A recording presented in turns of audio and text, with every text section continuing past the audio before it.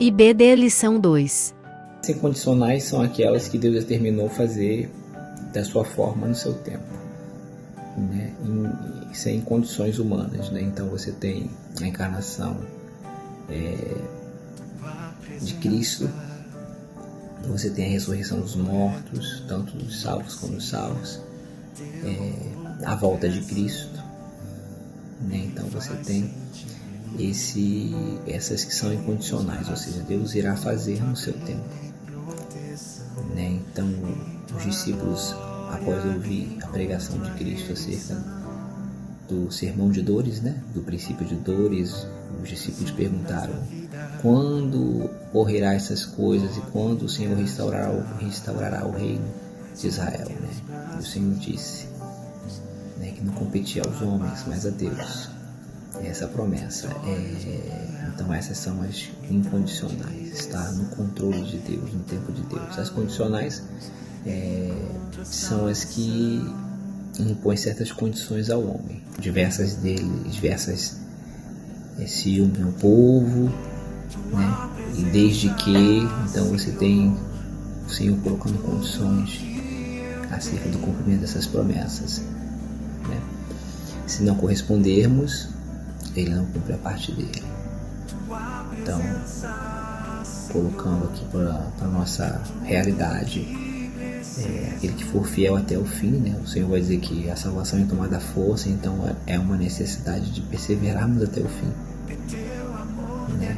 De mantermos a nossa aliança com Ele.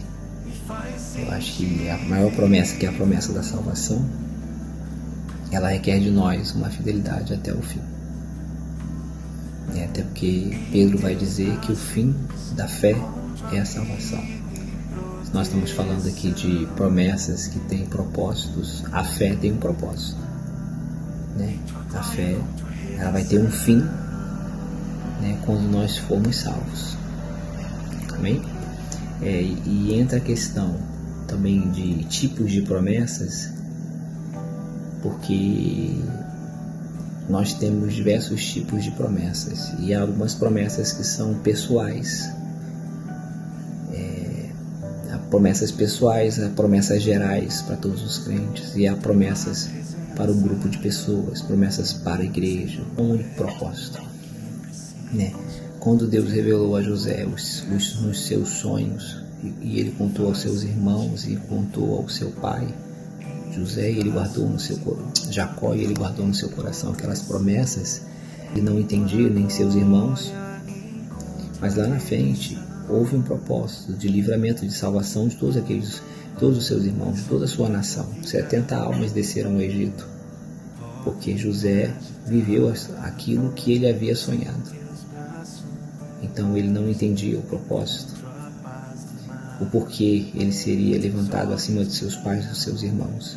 E aquilo que era inviável, desrespeitoso aos seus irmãos, era um propósito de Deus, né?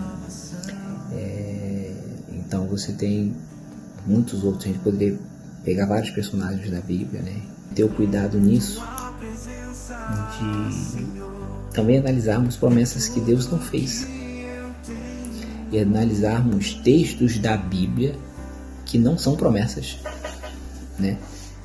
Eu acho que Josué 24:16, que eu e minha casa serviremos ao Senhor, que é um versículo orado, né? E nós temos que analisar o contexto. Era Josué confirmando que se Israel não fosse fiel, ele seria fiel com a sua casa. Ele não estava intercedendo pela salvação do seu lar, ele estava determinando que o seu lar seria salvo, que seu lar, até falando a gente interpreta, né, de forma errada. Josué estava falando que ele, como líder da sua casa, se posicionaria servindo a Deus, mesmo que Israel não servisse. E nós pegamos esse versículo, muitas vezes utilizamos ele como sendo uma promessa que Deus tem para nossa casa. Ah, meu pastor, então eu não devo crer? Claro que nós devemos crer, claro que devemos orar, mas nós temos que analisar o contexto, Né? E aí entramos lá em Atos 16, que o Senhor vai perguntar, o carcereiro vai perguntar a Paulo: o que eu preciso fazer para ser salvo? Ele vai dizer o quê? Crer no Senhor Jesus, será salvo tu e a tua casa. Era uma promessa a um homem específico, naquele momento específico. Eu posso tomar posse dessa palavra? Pode. Você crê? Creio. Você ora? Oro. Mas aí tem que haver dentro de nós uma convicção de que o responder do outro não depende da nossa vontade. Depende da vontade do outro.